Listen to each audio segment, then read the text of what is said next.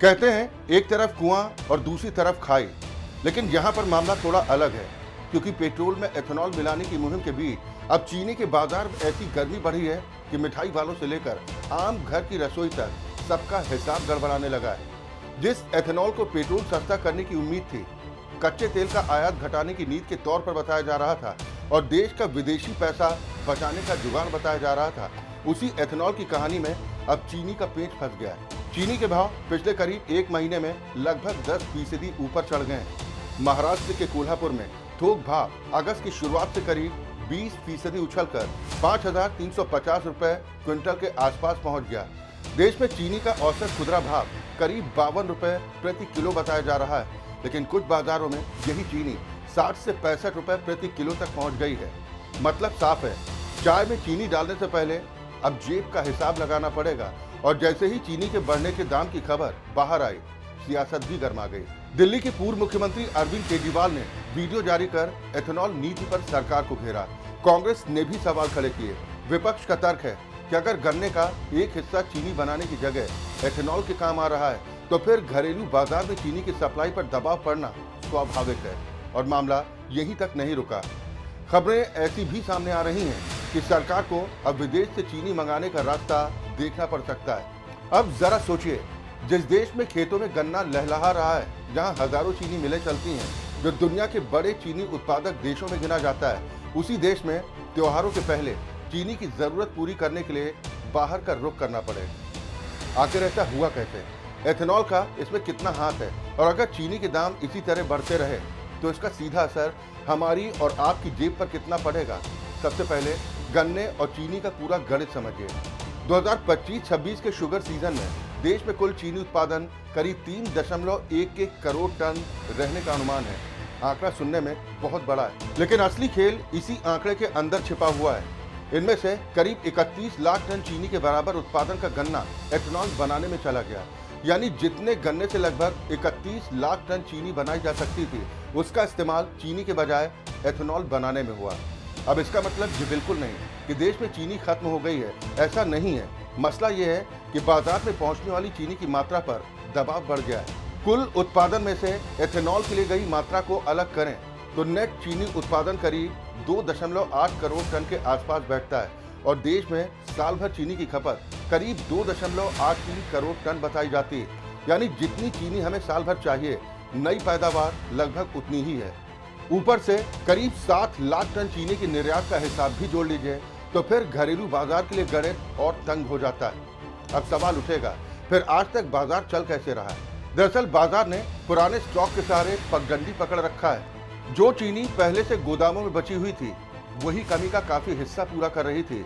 लेकिन दिक्कत यह है कि यही पुराना माल अब घट रहा है। ICRA के अनुमान के मुताबिक सितंबर 2026 तक देश में चीनी का कैरी ओवर स्टॉक करीब 43 लाख टन रह सकता है। एक साल पहले यही स्टॉक करीब 53 लाख टन था, यानी करीब 10 लाख टन की कमी।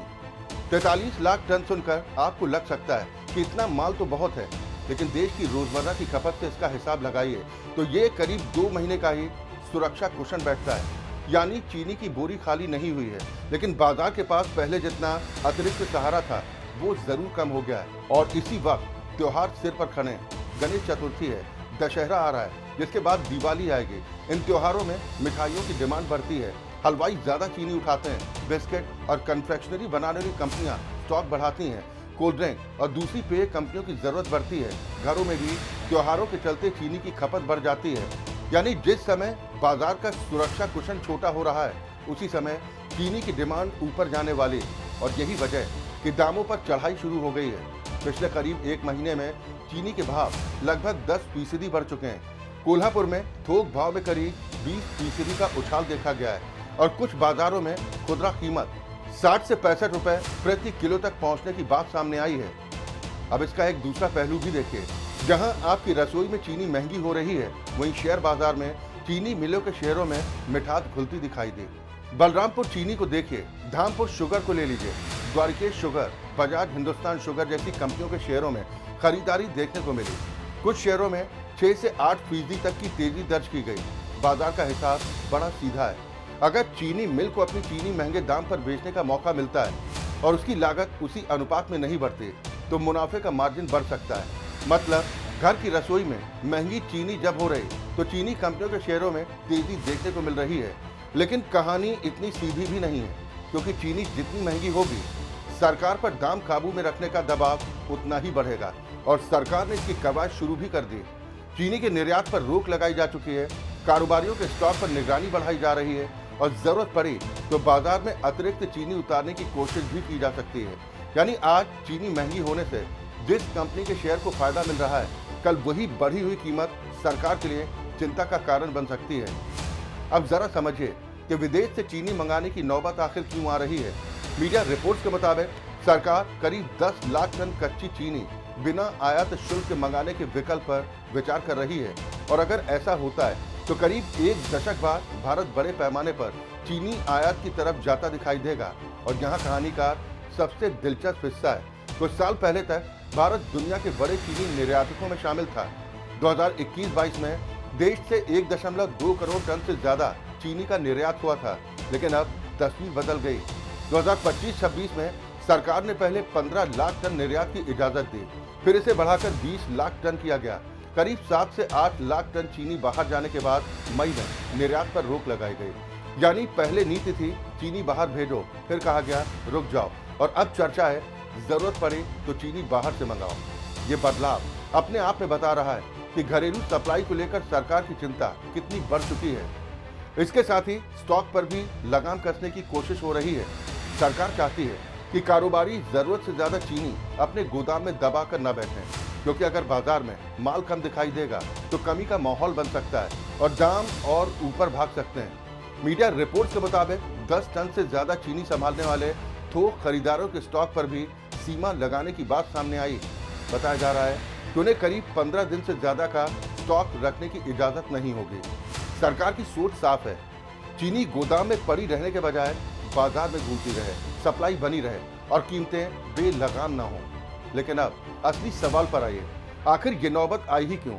और यहीं से कहानी में एंट्री होती है E20 की। पिछले कुछ वर्षों से सरकार पेट्रोल में एथेनॉल मिलाने पर जोर दे रही है। मकसद भी कई हैं, कच्चे तेल का आयात कम करना, विदेशी मुद्रा बचाना, किसानों के लिए गन्ने का एक और बाजार तय करना और पेट्रोल में देश के अंदर पैदा होने वाले ईंधन का हिस्सा बढ़ाना। E20 इसी मुहिम का बड़ा पड़ाव है। भारत 2024-25 में करीब 19.24% एथेनॉल ब्लेंडिंग तक पहुंच चुका था। 2025-26 के लिए 20% ब्लेंडिंग का लक्ष्य रखा गया। एथेनॉल उत्पादन की क्षमता भी तेजी के साथ बढ़ाई गई। अक्टूबर 2025 तक सालाना क्षमता करीब 1953 करोड़ लीटर तक पहुंचाने की बात सामने आई। लेकिन एथेनॉल हवा से नहीं बनता, उसके लिए कच्चा माल चाहिए, गन्ने का रस चाहिए, मोलासेस चाहिए, चीनी आधारित फीडस्टॉक चाहिए और इसके अलावा मक्का और चावल का भी इस्तेमाल होता है। यानी अब गन्ने की पूरी फसल का रास्ता सिर्फ चीनी की बोरी तक नहीं जाता, उसका एक हिस्सा पेट्रोल की टंकी तक भी पहुंच रहा है। इसी सीजन में करीब 31 लाख टन चीनी के बराबर उत्पादन एथेनॉल की तरफ जाने का अनुमान है। जब बाजार में चीनी का स्टॉक पहले ही दबाव में हो तो 31 लाख टन की मात्रा छोटी बात नहीं है। लेकिन यहाँ एक बात साफ समझना जरूरी है, एथेनॉल की अपनी उपयोगिता है। कच्चे तेल के आयात पर निर्भरता घट सकती है, देश का विदेशी मुद्रा खर्च कम हो सकता है, गन्ना किसानों को एक अतिरिक्त खरीदार मिल सकता है और ऊर्जा सुरक्षा के लिहाज से भी इसका अपना फायदा है। इसलिए मामला एथेनॉल अच्छा है या बुरा इतना सीधा नहीं है। असल सवाल है संतुलन का। अगर गन्ने का बहुत बड़ा हिस्सा चीनी की जगह एथेनॉल में जाने लगे तो चीनी की सप्लाई पर दबाव पड़ेगा, और अगर आगे चलकर एथेनॉल के लिए मक्का और चावल का इस्तेमाल भी बढ़ता है तो मामला सिर्फ चीनी तक नहीं रहेगा। मक्का पोल्ट्री और पशु चारे में काम आता है, चावल सीधे हमारे खाने की थाली से जुड़ा है। यानी एक तरफ पेट्रोल की टंकी है, दूसरी तरफ रसोई का डिब्बा, और इनके बीच खड़ा है एथेनॉल का पूरा गढ़। इसी वजह से मुख्य आर्थिक सलाहकार वी अनंत नागेश्वरन भी E20 से आगे ब्लेंडिंग बढ़ाने से पहले food versus fuel trend of को ध्यान से देखने की जरूरत की बात कह चुके हैं। मतलब एथेनॉल की मुहिम को रोक दो, बात इतनी भर नहीं है। बात यह है कि पेट्रोल बचाने का फायदा गिनते वक्त खाने पीने की चीजों पर पड़ने वाला असर भी जोड़ा जाए, क्योंकि अगर गन्ना पेट्रोल की टंकी में ज्यादा चला गया तो चीनी की बोरी पर असर पड़ सकता है। अगर मक्का ईंधन की तरफ ज्यादा गया तो पोल्ट्री फीड महंगा हो सकता है, और अगर चावल का इस्तेमाल बढ़ा तो उसका असर खाद्य बाजार तक पहुंच सकता है। यानी मामला सिर्फ पेट्रोल का नहीं है, मामला खेत से लेकर फैक्ट्री तक, फैक्ट्री से लेकर पेट्रोल पंप तक और पेट्रोल पंप से लेकर आपकी रसोई तक पहुंचता है। अब सबसे बड़ा सवाल यही है, क्या चीनी की मौजूदा महंगाई के लिए सिर्फ E20 को जिम्मेदार ठहराया जा सकता है? हालांकि कहानी में गन्ने का उत्पादन, चीनी मिलों की रिकवरी, पुराना स्टॉक, निर्यात, घरेलू मांग, त्योहारों की खपत और सरकार की नीतियां सबका अपना अपना हिस्सा है। लेकिन एथेनॉल नीति इस पूरे समीकरण का एक अहम हिस्सा जरूर बन चुकी है, खासकर तब जब चीनी की उपलब्धता पहले ही तंग हो। इसलिए आने वाले महीनों में सरकार के सामने सबसे बड़ा काम संतुलन बैठाने का है। किसानों को गन्ने का सही दाम मिले, देश को एथेनॉल भी मिले, पेट्रोल में ब्लेंडिंग का लक्ष्य भी पूरा हो, लेकिन साथ ही चीनी की बोरी भी खाली ना हो। क्योंकि आखिरकार सरकार के सामने सिर्फ पेट्रोल की कीमत का सवाल नहीं है, रसोई की कीमत भी उतनी ही बड़ी चिंता है। और त्योहारों के मौसम में अगर चीनी के दाम और ऊपर गए तो इसका असर सिर्फ चाय के कप तक सीमित नहीं रहेगा। मिठाई महंगी होगी, बिस्किट और कन्फेक्शनरी महंगी हो सकती है, बेकरी और पेय पदार्थों की लागत बढ़ सकती है और धीरे धीरे इसका बोझ आम आदमी की जेब तक पहुंच सकता है। क्योंकि पेट्रोल पंप पर बचा हुआ पैसा अगर बाजार में महंगी चीनी खरीदने में चला गया तो फिर हिसाब बराबर कहाँ हुआ। फिलहाल सरकार की तरफ से क्या कदम उठाए जाते हैं? क्या चीनी का आयात होता है? एथेनॉल के लिए गन्ने के इस्तेमाल का संतुलन बदला जाता है? और आने वाले त्योहारों में कीमतें किस तरफ जाती हैं, इस पर हमारी नजर बनी रहेगी। आपके इलाके में चीनी कितने रुपए किलो मिल रही है? क्या पिछले एक महीने में आपके यहाँ भी भाव बढ़े हैं? हमें कमेंट बॉक्स में जरूर बताएं। नमस्कार।